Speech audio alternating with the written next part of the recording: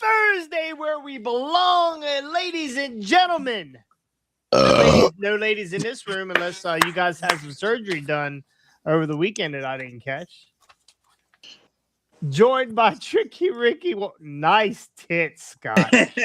Joined by Tricky Ricky Walker. Those will make the camera crooked. Scotty's bodies and the mercenary, AK. Welcome into Highway Wrestling. Boys, how we doing? Doing good. Doing all right, brother. One boy from Pennsylvania, one boy from Florida, two boys from Maryland. Put them together, mix them up, you get a little Highway Wrestling. And a cat. And a cat. We get Mr. Puffer, the leader And of a this cat. whole thing. The leader of this whole thing. The only pussy the show will ever get. That's very Probably. very true. Very true. So anyway, we got a lot to cover. We're gonna get right into it here. AK is gonna kick us off here. We're gonna talk about AEW. We're gonna talk about Raw. I got some news and notes, pizza cutter news, and we're gonna do a game later on, which I don't think AK is gonna be involved in, which I'm very disappointed. I think he would have a good time, but we're gonna try to get them knocked out. So let's get into a little AEW. Well, sorry I missed that, but guys, AEW. I wish I could say it was a better week over there. I'm just going to touch on a couple of points. One of the main things for me, MJF, he was denied his world title rematch, and now it looks like he's chasing the TNT title and going to be facing the Jet. Little confused on that direction, but I'm not making sense of a lot of what's going on down there. We also saw Tommaso Ciampa versus Darby Allin, the new world champion. Him and what's up, man? Man, that match was a good match, but man, it ended with Brody King coming out. Darby won via submission. He hit him with the Scorpion Deathlock. And Brody King came out, said he's the next challenger. I'm just confused with what's going on down there. I know they're looking for quality matches, but Tommaso Ciampa, he came in, won the TNT title, lost to Kevin Fletcher clean, then has been just kind of roaming a little bit. Now became world title #1 contender all of a sudden, and then lost. And then now we got Brody King, who's probably going to take another loss for, I think it's like his 5th world title, challenge. And it's just, again, this is a head scratcher all the way through. Well, I'm confused. What happened to the rankings, right? What happened to the rankings? and, Exactly. and clearly, and then you really know the difference between the WWE's top guys, the middle tier, and then the bottom end, right? If you watch that Unreal or whatever it was, where Road Dogg got into the argument with Triple H about Chelsea Green, you can't move Chelsea up because she's not that type of competitor. She's not that quality, which I don't agree with. I don't agree with Triple H for that.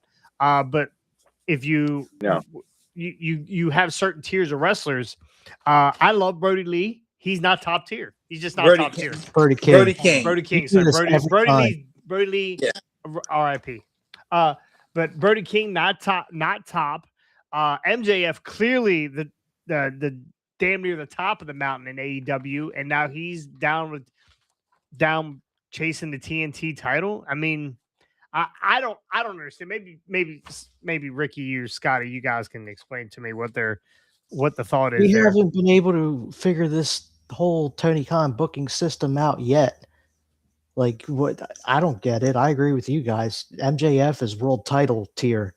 Like, dropping him down, like it's almost like how they dropped Moxley down to the was he the Continental Champion, the Intercontinental Champion, the Continental Champion. Champion.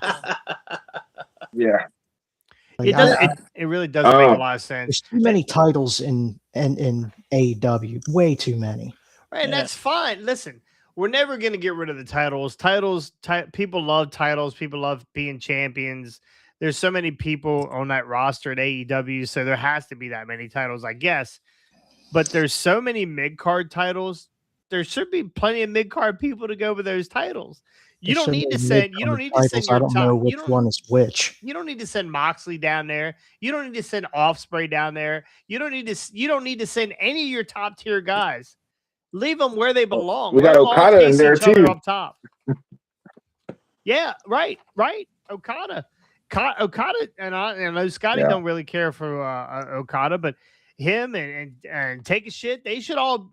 And honestly, maybe Takesha's like right there, but not all the way there yet.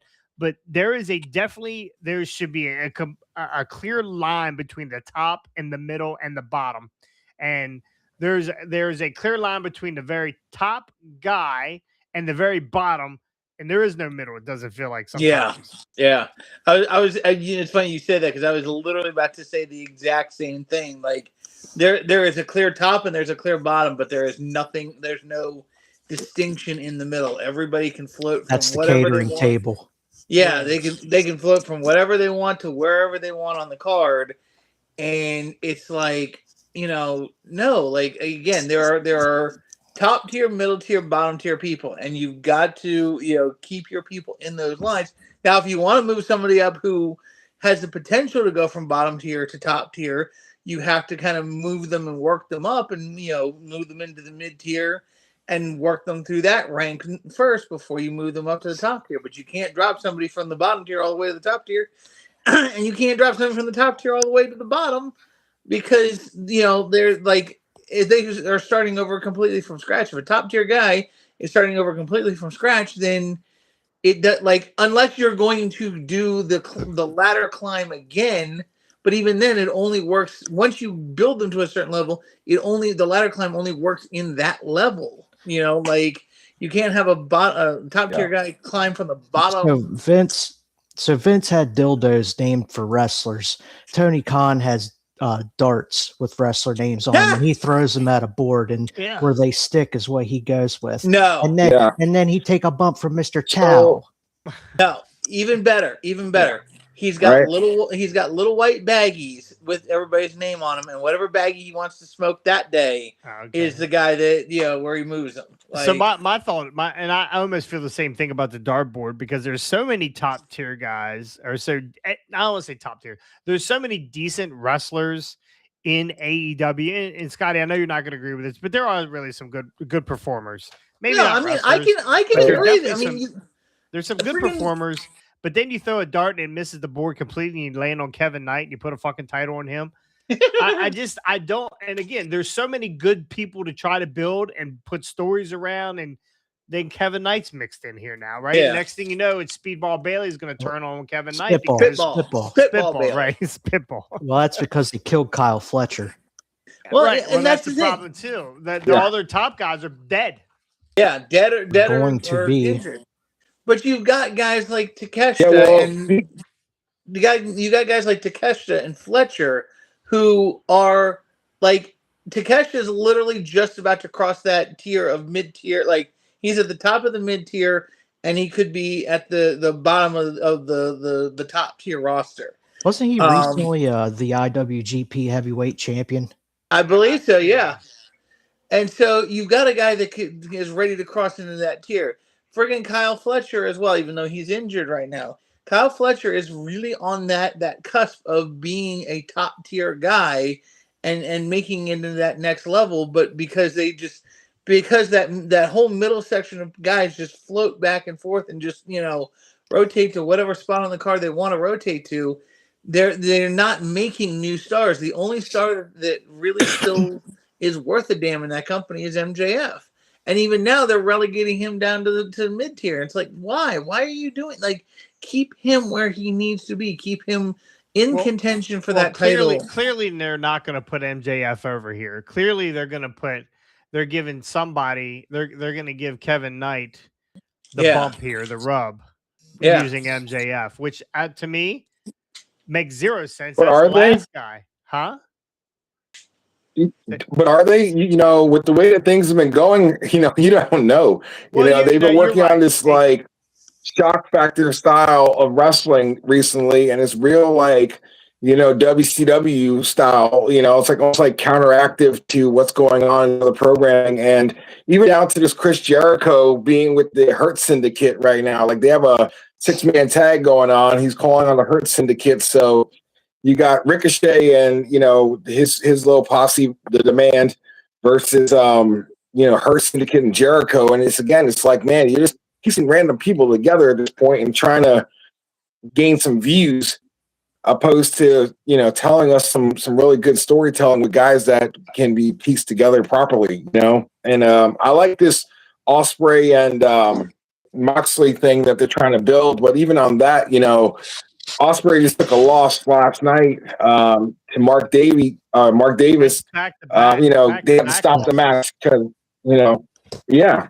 So again, it's like it's really odd how AEW sees themselves as protecting their wrestlers and protecting wins. And, you know, I was looking at a stat earlier where Brock Lesnar fought like 100 matches in his first run. And then when he returned, you know, for the last like 20 years, it was all like less than the matches 20. He did on that first run combined. And again, you protected the dude. You protected him, and they made him a star, and he went out like a star, like he should have, you know. So yeah, I don't know. I just want to see more of that in AEW. I want to see it build something. In AEW, yeah, the guy will be gone for a while, and they'll bring him back and then put the other guy over using them. Like yeah, they'll come in and lose. Like they don't protect guys. Like they just don't. Well, and again, they bring in guys who should be winning. Oh, bye, AK. Oh, there we go. They bring in guys who should be winning, like guys who they want to push, and they make them lose. You know, like big names, people that, you know, like are, you know, like you want to see these guys on television, and they lose their first match in, then they lose their second match. Look at freaking Ciampa. Like they bring him in, guy that you can use on any card in any spot at any point. And they bring him in, they put the title on him and make him lose it like almost immediately. Like, what the heck sense did that make?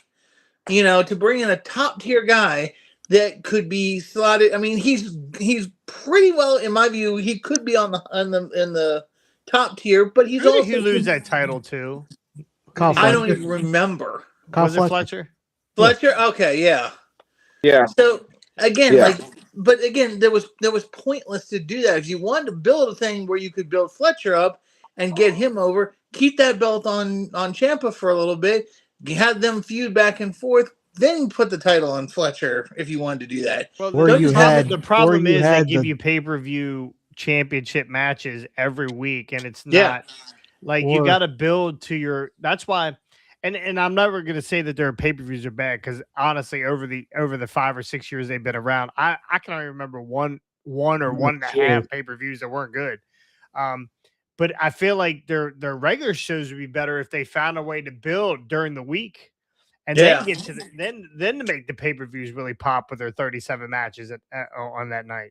They should have moved Kyle Fletcher on to, maybe, since the Death Riders are feuding with the Don Callis family, have him go after whatever Continental title John Moxley's holding, instead of having Kyle Fletcher take that TNT belt right back off of Ciampa a week later. Yeah. The problem is there's no variation between heels and faces. So yeah. And I'm waiting for Tony Khan's Orange Cassidy dart to hit the world title board. That's it. As I said, that the day that happens, that company folds immediately. Here's what I'm predicting. I'm doing this right now. If OC wins that world title, which I don't think he's going to, and I don't hope he doesn't. If he wins that world title, we will not be on here until he loses it. We are boycotting wrestling. So, AK, what else you got for AEW? You don't want to come back because you know what kind of hell I'll raise if Orange Cassidy wins that damn title. That's exactly why. There'll be a whole hot takes. It's time for That's exactly what we'll get. We will get some hot takes. That is because I will be fired the frig up about freaking Orange Cassidy winning that damn title. Because I'm telling you right now, Jason, I'm gonna bet against you. I know it's gonna happen. If Tony Khan dresses up as Orange Cassidy for Halloween, you know at some point they're gonna put the title on Darby, for Pete's sake. Again, a guy who listen. I don't disagree with Darby being the champion though, because for years now they have put him. He's kind of mixed in with MJF here and there, and he's mixed in with Mox. Like he's kind of in that upper tier. He doesn't look like he's not a big dude, but he's still mixed into that world title scene. He's been. Orange Cassidy has not been. So it makes sense. This kind of, as much as people hated, everybody but AEW people hated it. It does make sense because he's had 37 number one contendership matches. He's won, so he's kind of been mixed in there. So it does kind of make sense to slide every once in a while. Yeah. Every once in a while, Chris Benoit would win a title. Yeah. Right? He's that guy. He's the guy that's just kind of lingering. I ain't gonna lie. LA Knight is going to win the world title at some point. Most likely slip and fall off of the ring after he wins it. And I know, AK, you're shaking your head, but eventually, because he's in that mix all the time, he's gonna cash in a Money in the Bank, or he's going to win this title, and then they're gonna be sorry. So it's gonna be a Jey Uso all over again. Yeah, yeah, he's gonna get beat up by Cameron. Yeah, Yeet. Dummy. All right, AK, what else you got for AEW?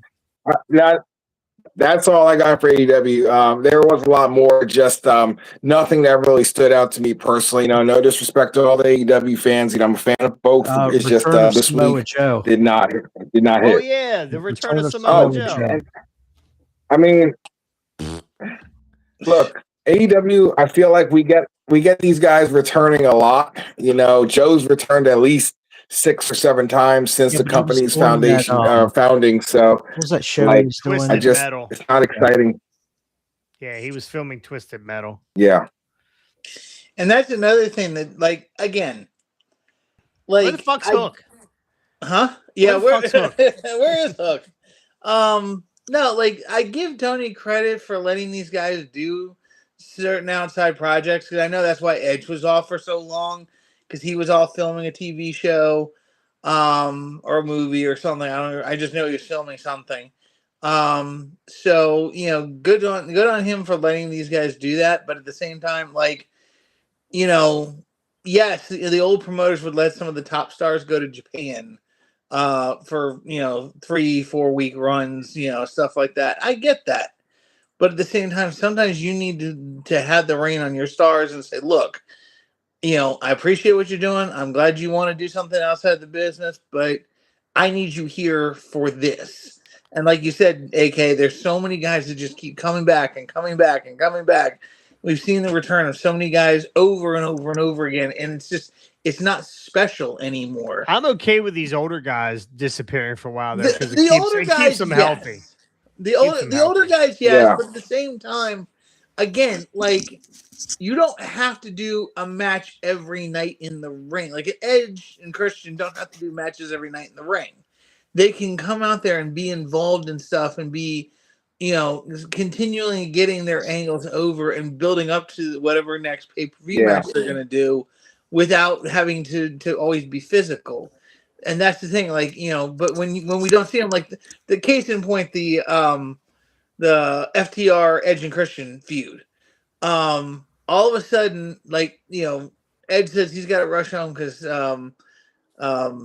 Beth Phoenix is not in a good way, yada yada. And he's like, I don't know when I'm coming back. So they don't mention anything about it for 6 months, and then all of a sudden they're back. They had their blow off match 6 months later without ever talking about it.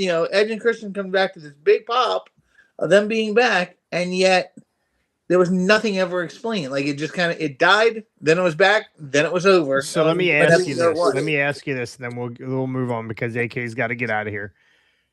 Do you think it would be better for AEW to run a pay-per-view once a month instead of every other month or every 3 months? That way they could build for a month and then move on to the, get that big pay-per-view out of the way and then move on from there. I mean, he's already got enough short-term storytelling. Yeah, but wouldn't that make more sense? Yeah, I don't like that idea.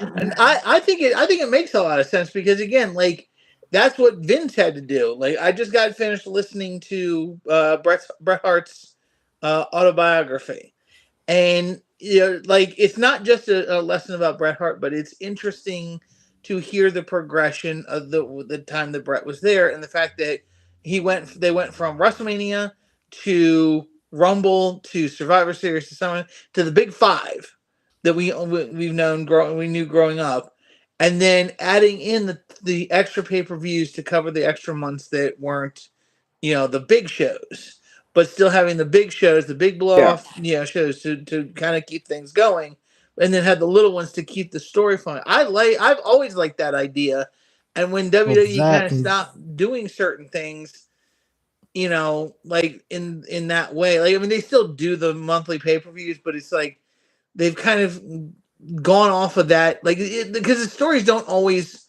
flow from one pay-per-view to the next. It doesn't build and then no, but if you don't run another pay-per-view for 3 months, then everything in between kind of never makes sense because you're trying to get to that pay-per-view.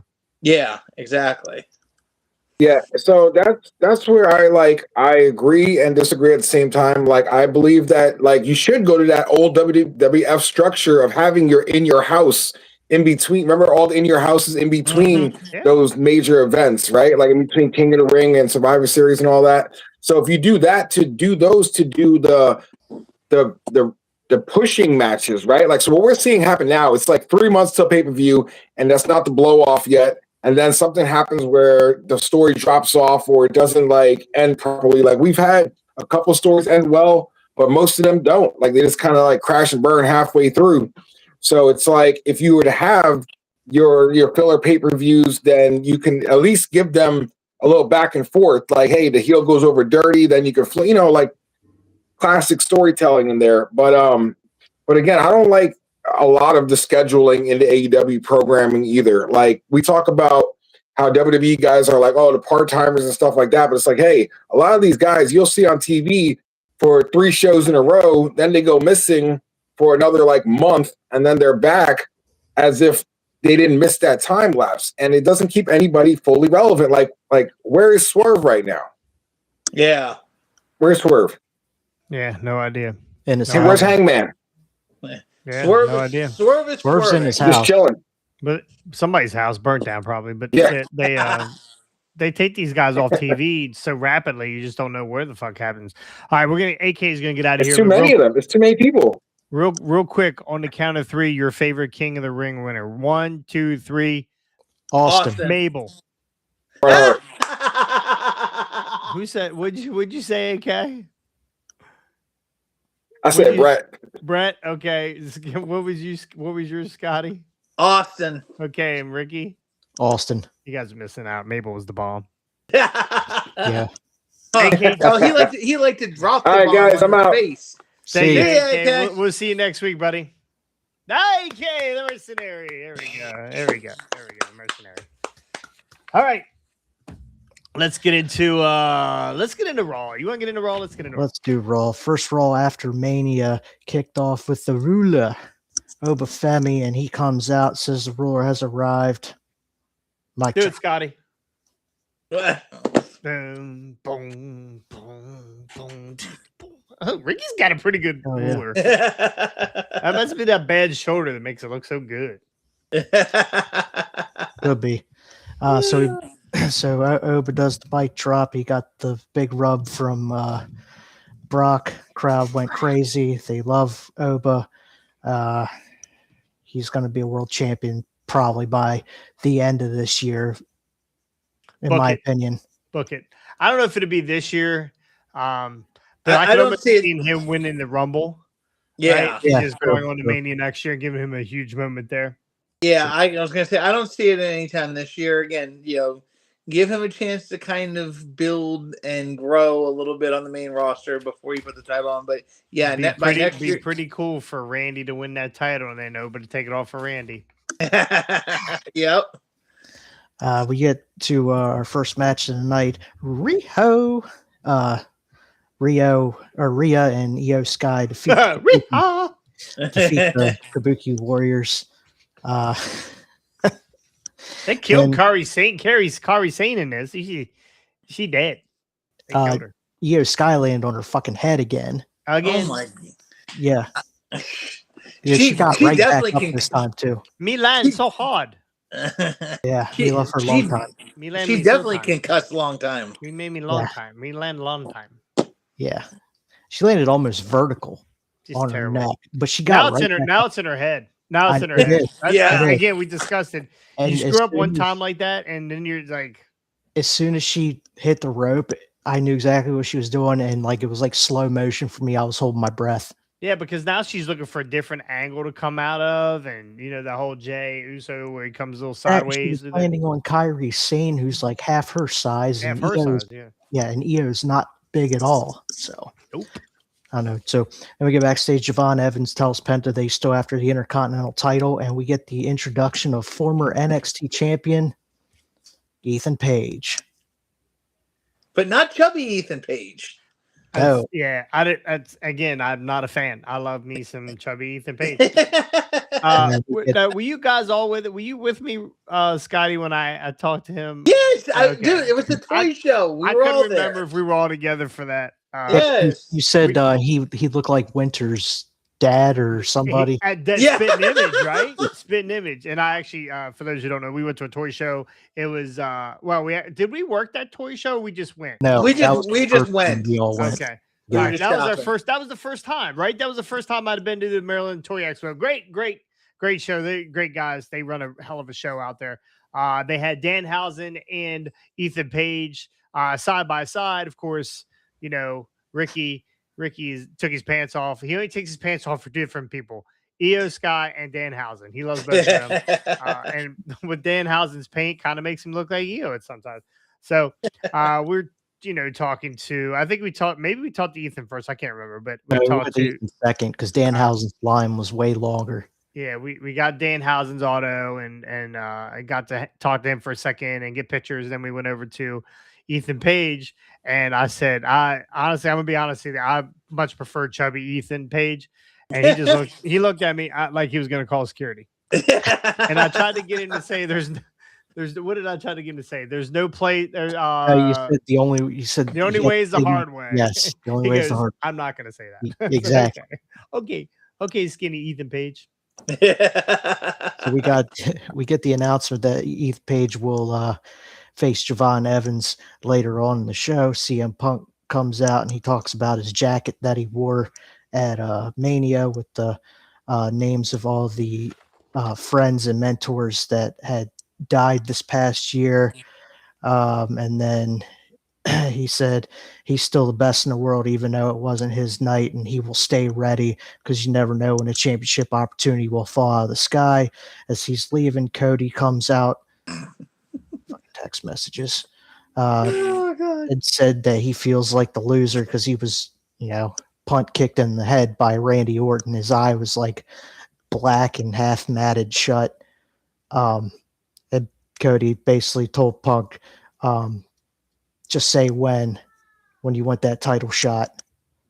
So it looks like at some point we're going to get Cody versus Punk. Both of them looked horrible.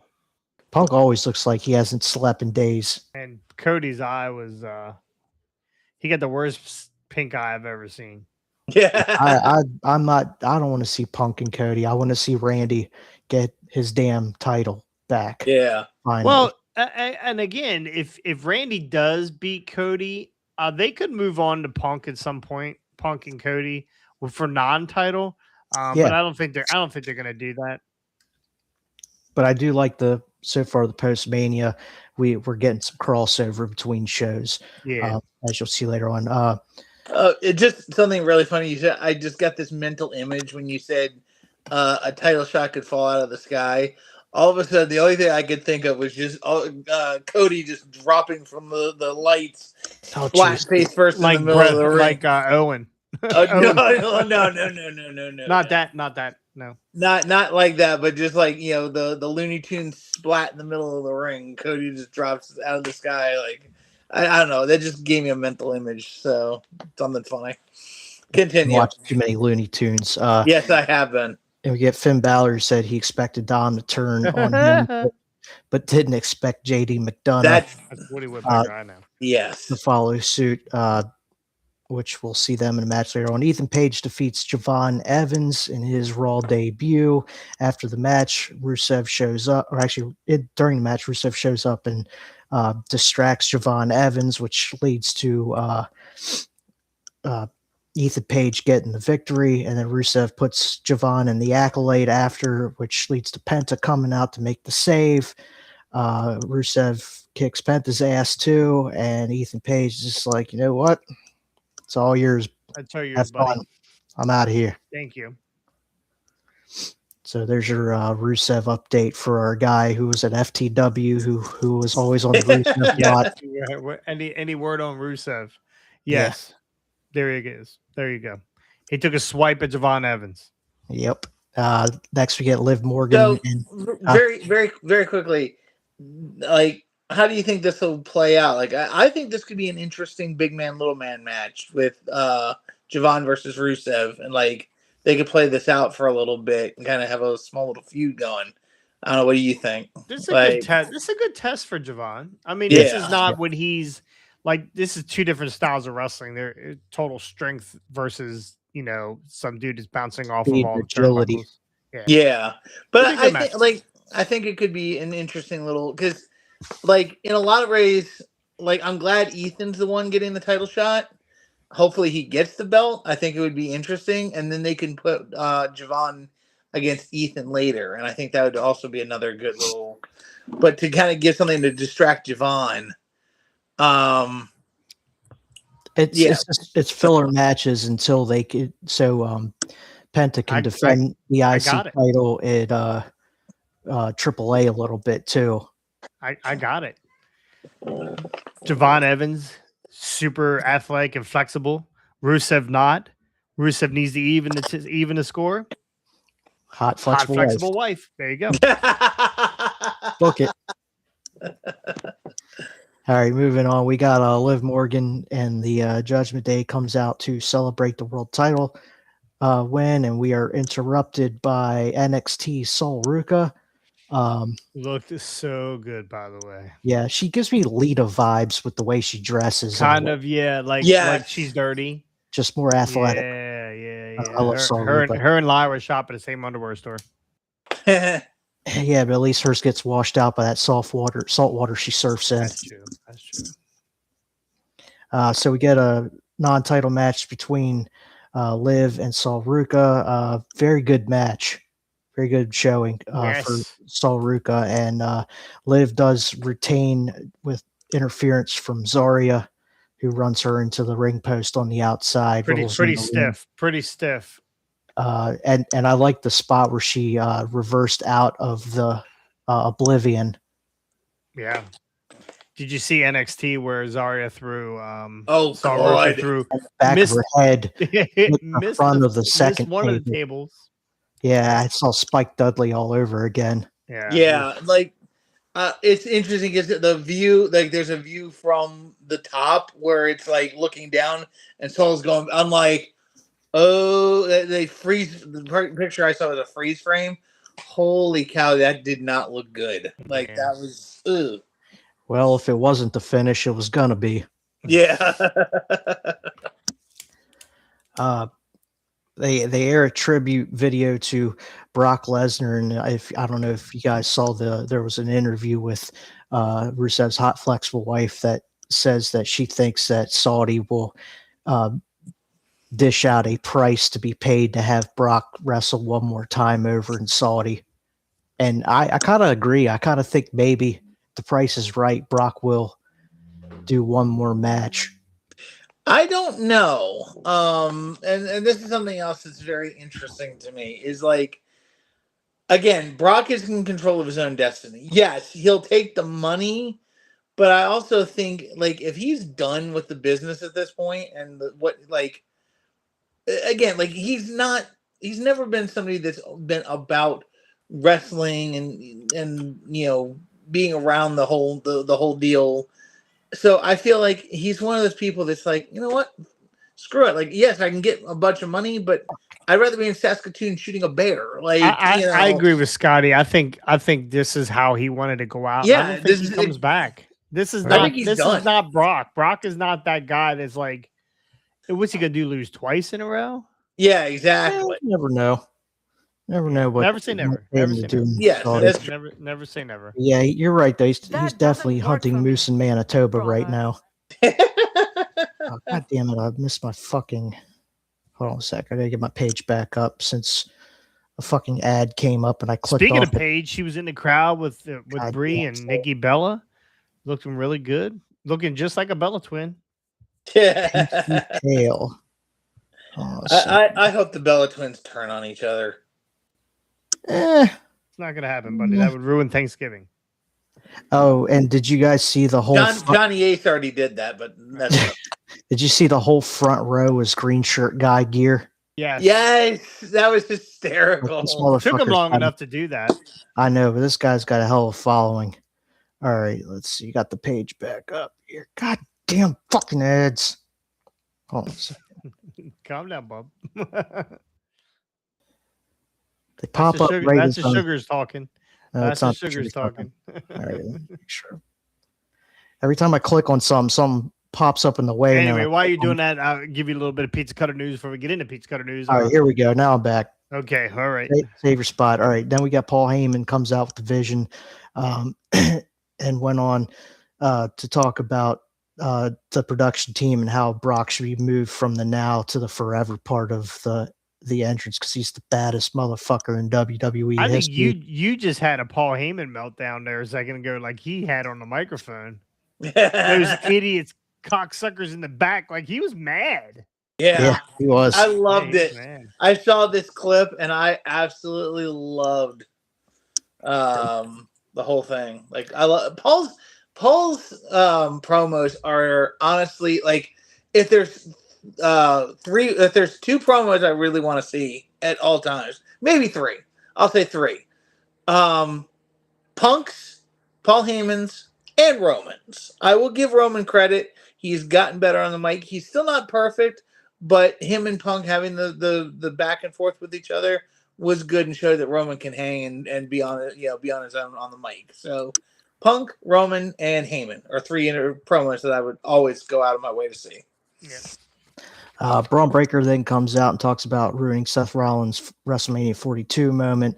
Rollins attacks Breaker with a steel chair and splits him open behind the head. He was bleeding pretty good. Yeah, he was Vision gangs up on Rollins, and we get the return of the Street Profits, who comes to save Rollins, and they fight Austin Theory and Logan Paul out through the crowd. And then Breaker ends up taking Rollins out with some spears. The bigger of the bigger of the Dawkins. two. Did you see the bigger of the two? I can never. Dawkins looked really good. Dawkins is slimmed down and muscled up. Yeah, he did. Holy, he's the one married to That's Montez Ford. Montez it's the other one. Bianca Okay, Belair. Montez is married This to taller, skinnier one that flies off the top rope. Yeah, okay. Yeah, Gotcha. Dawkins was looking pretty good. Yeah, Dawkins was looking good. Yeah, Very much- impressive. much approved. We get Finn Balor defeats JD McDonough, who was not dead from the ladder match, or released yet. Is that right? That's what I'm saying. Is you think he's gone? You think McDonough's gone? Yeah. No, They not did yet. shoot a little promo, a little vignette with him right before the Finn Balor match. So I like JD. I hope that they don't send him away or send him down to NXT first. And then I'll send him AAA as a Grande Americano. ooh, To redeem his career. maybe that's who it is. Nah, I don't think so. I mean, his head's already loaded. That's true. Yeah. That's true. That's true. Dominic Mysterio attacks Finn after the match, but Balor took him out. In that segment, and then we go backstage where Gunther's interviewed, and Paul Heyman apparently owes Gunther a huge favor for taking Rollins out at WrestleMania. LA Knight steps in and says he wants the World Heavyweight Championship as well. So it looks like we're going to see probably Gunther versus LA Knight here soon for a possible number one contendership. Moving on, backstage where Rhea says goodbye to EO and made me cry a little bit. Yeah. This was really good. Yeah. And honestly, again, you love you a long time. She's good for what she is. Not necessarily my favorite, but You I'm watch your glad they're mouth. finally getting rid of this tag team of these two people. Like Rhea needs to be on her own, away from little all the time. I was done with it when they first started that tag team. You watch your mouth. So hey, you know what? My He girl kind of can is. my girl can beat your girl any day of the week. All right, and Your twice a girl, night. your girl Rhea has never beat my girl Io. She will here soon enough. Rhea could barely pick up Jade Jade. Cargill.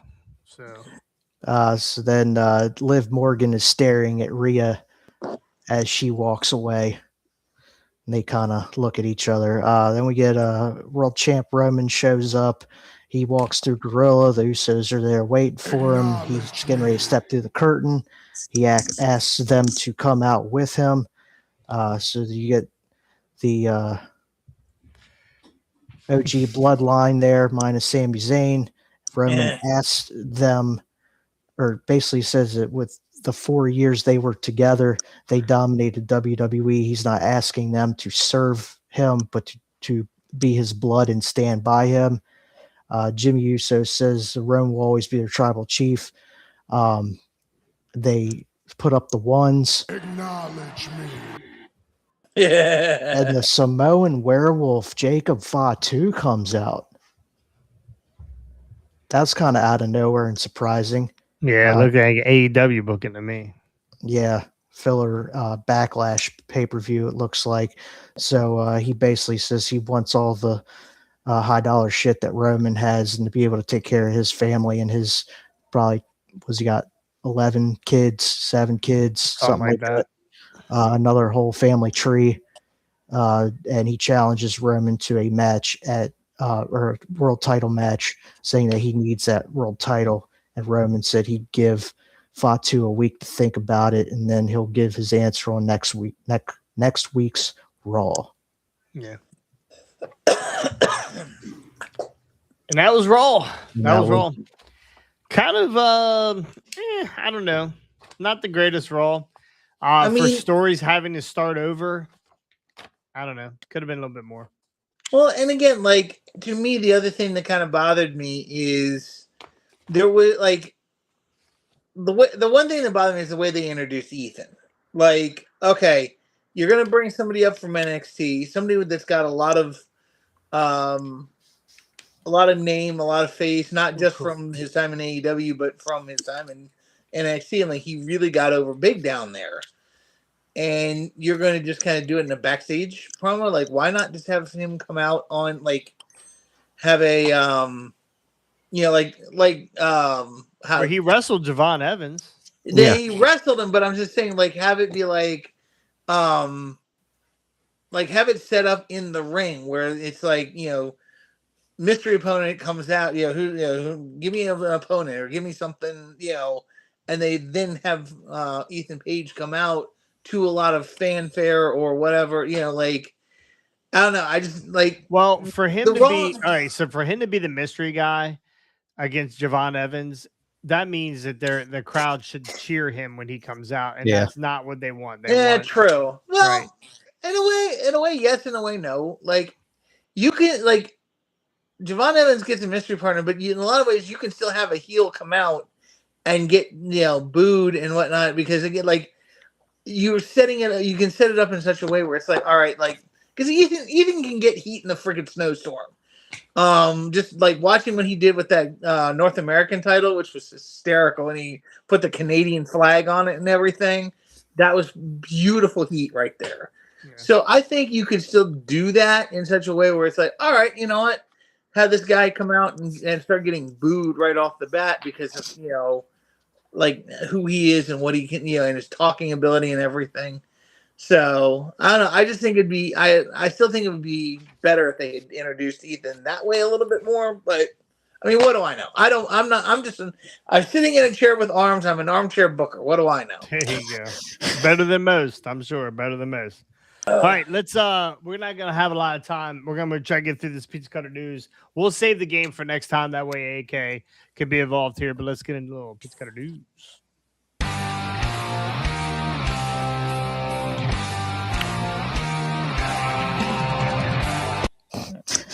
Kevin Owens, I want to help the next generation. I just want to be around wrestling. Kevin Owens has been sidelined since before WrestleMania 41. Remember, he went through that. Was it Rumble where he went through the table? The ladder. Yeah. That was Saturday night's main event. Is that what it was? Saturday night's main event against Cody. Yeah, that's Cody was starting to turn heel. Saturday night's main event against Cody. Are you sure? I thought when that was Rumble. It's when they had Cody brought the Winged Eagle title. But he went through the ladder with his neck. But I don't. Yeah, he did go through the ladder. You're right. He did go through the ladder. Cody put him through the ladder. He revealed that he had to undergo neck surgery. It is unknown when Owens is returned to WWE TV, but fans can see him help the next generation of WWE superstars in the upcoming season of LFG. Let's fucking go. I've been wrestling for 25 years. Ultimately, for me, I just want to help the next generation. Also, I don't really know what to do with myself, and I don't think I don't think that I've done this since I've been doing this since I was 15. I love this. I always love this. Right now, I've been off air 8 or 9 months because of the neck surgery. I'm losing it. I just want to be around wrestling. Owens, good trainer, bad trainer. Now don't make this a long one. I know where you're going, Scotty. Ricky, good for Kevin Owens to be involved with the younger talent. Yeah, he's a seasoned veteran. Why shouldn't he be? It's another guy that can give some insight, help the younger generation out. Well traveled, Ring of Honor. And he's a pretty athletic guy for like a husky build, right? So I think he would do very, very good things for the younger generation. Scotty, tell us why you hate Kevin Owens' gear. No, so I mean, the couple things that came to me with what you read. To me, that reeks of desperation, not like I need a paycheck because I've been off this long. Kind of He's thing. Getting paid. He gets paid. You get a downside check. Yeah, but at the same time, dude, that sounded to me like I'm on the indies. I'm not getting paid. I need a paycheck. Yada yada. Like that just sounded like a complete indie promo to me. Now imagine. Here's what I'm gonna tell you. Imagine that you go to a lot of go to an indie show all the time, once or twice a month. You go to the same indie show, Scotty. I'm not saying you do, just say you do. And that indie show tells you can't come for 10 months. By 5 months in, Scotty, you might get a little stir crazy. You want to be back around the business. Okay. That's one indie show. I have about 10 others that I can go to around the same area. But you really love this indie show, and they actually love you to come there. I don't know why, but they love you to come sit in the front row and yell at their stars. Yeah. You don't think it's because he's a little stir crazy? Because he's, wrestlers miss the business. I haven't been in a ring or near ring since November. I'm not saying he doesn't miss the business, but again, the wording of that I don't know what to do with myself. Okay. I've been off for this long. I don't know what to do with myself. That reeks of I'm not doing anything with wrestling. This is all he's ever done. And yes, I get that, but I'm just saying it reeks of desperation, not of I want to help the younger talent. I want to do this so I can get paid, and two, so that I can just I can get back to doing something. Not if he were really talking about wanting to help the younger generation, he'd be like, okay, cool. I there are so many things that I have learned. The good things, the bad things. I've worked with all these different promoters over the years. Good, bad, and ugly. This is what I've learned from all this. Talking about the things that he would teach the younger generation. Not, I'm at home and I'm stir crazy and I want to do something. That's like I said, that just reeks of desperation to me. Can you imagine Kevin Owens teaching all these guys the attitude he has? Yeah, that's what I was about to freaking say. That, like, what is he going to teach? That was going to be my question. What is he going to be teaching these kids? Because if Cornette had anything to say about it, he'd be like, "No, this guy's not going to be a good trainer because he's going to teach them how to have a bad attitude and tell the promoters no all the time and not do things and not cooperate and cause all kinds of problems and pair off with the one person that they want to work with all the time, friggin' Sami Zayn, El Generico, El Jerko. So yeah, no, that's why it's just like I'm on the fence because I think he's gotten better since his WWE time. I think he's learned structure. I think he's learned discipline. But at the same time, like, I don't like, he's got a lot of baggage from his old days and stuff that, you know, like, he can teach kids good things, but he can also teach kids bad things. So, all right, let's move on. WWE Night of Champions returning to Saudi Arabia in June. Following the Royal Rumble event in January, WWE recently announced that they will be returning to Riyadh. Hey, it's Riyadh season, guys. I don't know if you know that. It's Riyadh season. In Saudi Arabia for the Night of Champions on Sunday, June 27th, 26th. This news comes from as a surprise as WrestleVotes and Fightful Select recently reported that chances of the event happening there are doubtful at best due to the ongoing conflict in the Middle East. Ricky, good for WWE, bad for WWE. Two thumbs down. Gotcha. Go somewhere else and give me a daytime pay-per-view here in the States. Go to Australia. Go to Italy. Go to Austria where R-Truth always goes. Anywhere but freaking Saudi. Go to New Zealand. Like, have they done one in New Zealand yet? Go to Wembley and stick it to Tony Khan with All In. I don't give a shit. That would be cute. I am tired of Saudi and the blood money pay-per-views. Do you know why they don't go to Austria? Well, where R-Truth goes. You want to know why they don't go to New Zealand? You want to know why they don't go to Australia? Here comes the money. Yeah, that's exactly why they don't go to these other places. Okay, so I will lay it out very simple, very quickly. 30 seconds, go. All they need to do is Iran needs to launch not nuclear strike, but a rocket strike, and the defense wall in Israel block it, and just send one rocket, one tiny little rocket, and just let it hit that arena in Saudi where they're going to hold the pay-per-view, so that arena just goes poof and bye-bye. First off, they put the arena up the day of. They just put it up. Yeah, they just hit a button and it explodes. Yeah, I don't know how they do it. A bunch of elephants. Did you see the back of the seats there blinking at Royal Rumble? Yeah, but aren't they doing this? They're already armed. The one they put up for the last show, they put up the arena for, but don't they usually go to the soccer stadium when they built this thing out in the middle of the desert? Whatever they did, they built this thing out in the middle of the desert. I know, but that was the last show. But most times they're going to stadium. Most times they go to the soccer stadium. That's what I'm assuming they would do is go to the soccer stadium this time around. I think the reason they couldn't do it, if I remember correctly, the reason they couldn't do the soccer stadium is because they had a tournament going on that same weekend. Because I remember Cornette talking about that, and like, should there be like a crossover with soccer and wrestling? You know, where they kind of do a whole little schmaz together. What does he say? It ain't Tony Khan running it. What does he say? That'll fall flatter than a plate full of piss. Yes.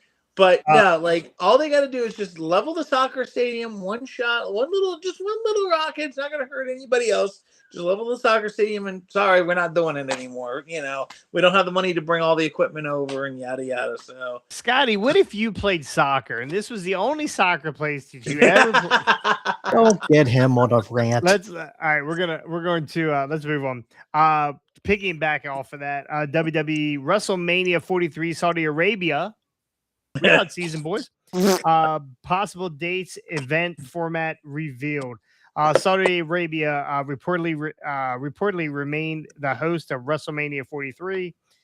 Following several reports, WWE confirmed that September 12th of September 12th of 2025, the WrestleMania 43 will take place in Saudi Arabia as part of Riyadh season in 2027. Is it ever not Riyadh season? I'm beginning to think it's like all year. Yeah. Oh, despite ongoing speculations about the possible relocation due to the U.S.-Iran war impact in the region, the new report from WrestleVotes Radio via Fightful Select suggests that event proceeds as originally planned. Reports note that the WrestleMania will be on possibly on March 27th, 2027. That's the target for WWE WrestleMania 43, which coincides with the last weekend of Riyadh season. The weekend of April 10th is also reportedly on the table. Again, this is the bad idea. WrestleMania is for the States.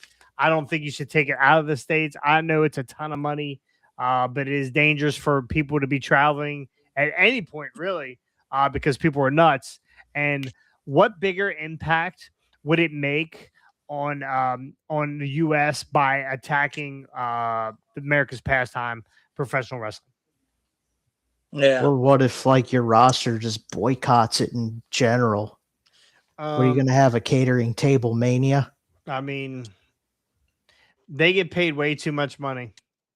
There ain't an amount of dollars on earth that would make me want to fly over there in the middle of this and risk not coming back. Yeah. Yep. No, I got you. Yeah, they did it back in the day. Sammy wouldn't do it at first. Somehow Sammy found his way over there, though. Yeah. Daniel Bryan wouldn't do it either. So Sammy became Riyadh Jesus. So he did. He became very loved and very hated a year later. So somebody needs to like have them relocate this to somewhere in the States. Good. Let's put it in New Orleans. Let's put it in Indy. I don't give a shit. I want to go back again. Honestly, I wouldn't. So that would be interesting. So I go to the Indy 500. That's right. Every year. Yep. I would love that place can hold over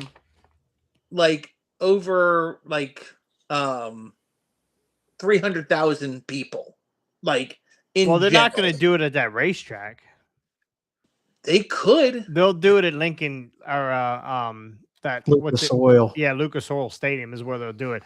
Only because it's April and it's the Midwest, right? Yeah. It could be like ridiculously cold. So they'll put it. Lucas Oil would be great. Yeah, hence when we went in Philly and it was ridiculously cold. Oh my God. Can you imagine? Like the other day we went to Rob's house, how nice it was outside.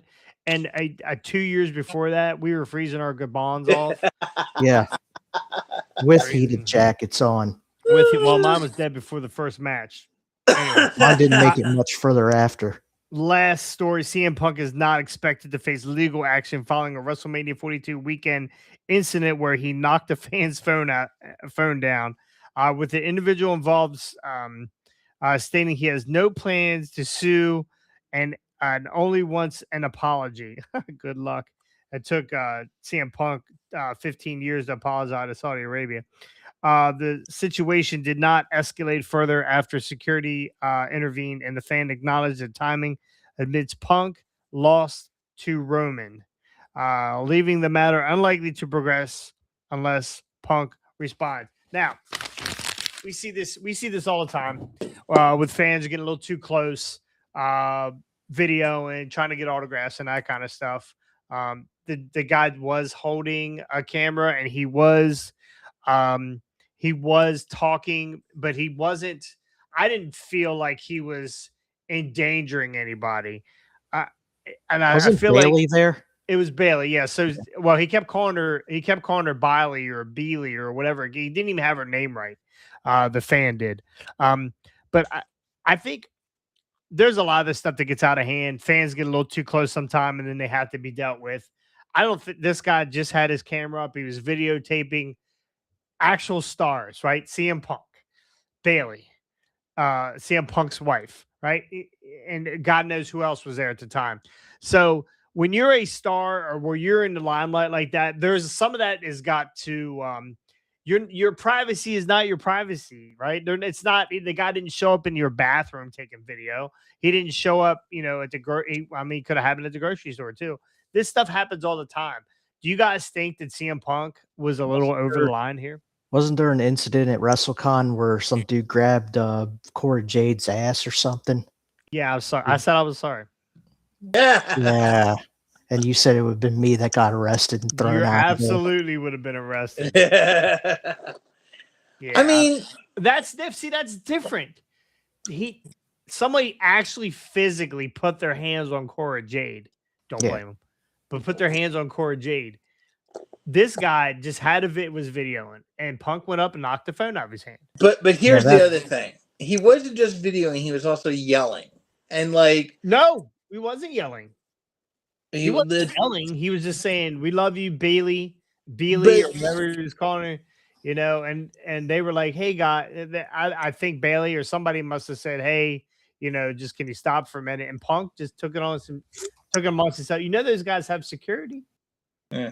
But here's where I would say, yes, you're going to run into this a lot, but the problem that a lot of these guys have, and Rhea Ripley's addressed this, other people have addressed this, when you're in a crowd and you have people all around you screaming and yelling and and then you have people coming up, especially the scalpers that are coming up and shoving 10,000 pictures in your face. Sign this so they can resell. After a while, all of it doesn't matter whether it's a bunch of screaming fans or scalpers or this or that. It just gets annoying after a while. And especially when they just came off of Mania. There's a lot going on. The stress level is high, but the relief level is high. They're coming down. They're high on adrenaline, coming down off of the big match feel. In my view, and again, fans need to show more respect. If you want to get a picture, you want to get a video, ask them. Don't just be like, "Hey, we love you." Don't be doing that kind of stuff. Just be like call them over, see if they'll come over. Just "Hey, can we get a quick picture, quick video?" Whatever it is, be polite, be courteous. Don't be an asshole. And that's what I think. Punk has been known to deal with this in the past. It wasn't him technically dealing with it, but people coming up, "Hey, Phil," what? No, that's his name. Yeah, okay, great, but he's not Phil when he's a wrestler. He's CM Punk. Again, I've always, not according to Roman. Yeah, well, that's Roman. But no, I've always had this envisioning of what would happen if I ever ran into a wrestler in public, what I would do, how I would react, and you're done right. Nutella. No, Jelly would be dealing with that. Anyways, no, if I ran into Punk, it was just somehow I got lucky enough to have just run into Punk. I always envisioned it being one of walking up to him very politely, not trying to get all hyped up or alert people around me, but just kind of walk up to him quietly. "Hey, Punk, my name is such and such. I'm a big fan. Would you mind if I could get a picture with you?" If it's an opportune moment and he says yes, great. If he doesn't, he said, "Scotty, you said your name was. Can I at least pull my pants up first?" Yeah, exactly. Last year, it's one of those things where it's dude, I'm at a urinal, dude. Yeah, no, I would never do that. With his pants around his ankles. But no, I don't know. It's just I feel like the fans need to be more respectful, and I agree with you, Scotty, but this was not a position where the fan was being disrespectful. In my eyes, he wasn't. And here's one, and this isn't big star power or anything, but Jason, remember Fremont Street when we were waiting at the street corner? I looked over my shoulder and I was like, "Hey, isn't that the Rock's daughter?" And you were like, "Yeah." And we just said, "Hey, nice to meet you." Shook her hand, got an evil eye from her girlfriend. Yeah. I've met so many different wrestlers over the years and that kind of stuff. And the only one I don't I don't get starstruck but that girl Maria, the lady Maria from that wrestling show on Netflix where her daughter or whatever, where she was can't remember what the show was called. But they were talking about OVW. I'm forgetting what her name is. It's the mother and daughter combo, right? And Haley is the daughter, and the Maria is the mother. And we did AK and I did a show with her, and I was like, you thought that I ran into Donald Trump. Like I was like, she was like, what the fuck are you looking at? I was like, nothing. I was like, can I just just get over here? You're stupid. Get over here. That was the only one. I don't know why I was so starstruck by her, but yeah, I bought Sabu a shot for a picture, and then he died 2 weeks later, unfortunately. Yeah, you killed Sabu. Good job. No, I didn't. Anyway, that's it for Pizza Cutter News. We're going to get out of here. It is after 8 o'clock, and some of us have to go to work very soon, right? So enjoy that. And I appreciate you guys joining us. Make sure you go like and subscribe. We had a really good uptake with subscribers and lots of fan interaction. We're on YouTube. Make sure you go subscribe there. We're on Facebook. Make sure you go subscribe there. We are on. You can catch me on my personal page. I'm not gonna go through that, but we are all over TikTok right now. We're growing with TikTok. Soon as we do 1,000 followers on TikTok, we'll go live on there also. So that's growing. If you're tired of looking at us, and boy, oof, we are ugly. You can catch us on podcasts on almost every podcasting platform, from iTunes to Spotify. What? But one you can't catch us on, is Google Play, because Scotty, I fucked it up. We fucked it up. So anyway, thank you guys for joining us. Again, go like and subscribe, and we'll see you next time on the hard way. Fuck Spitball. Got me.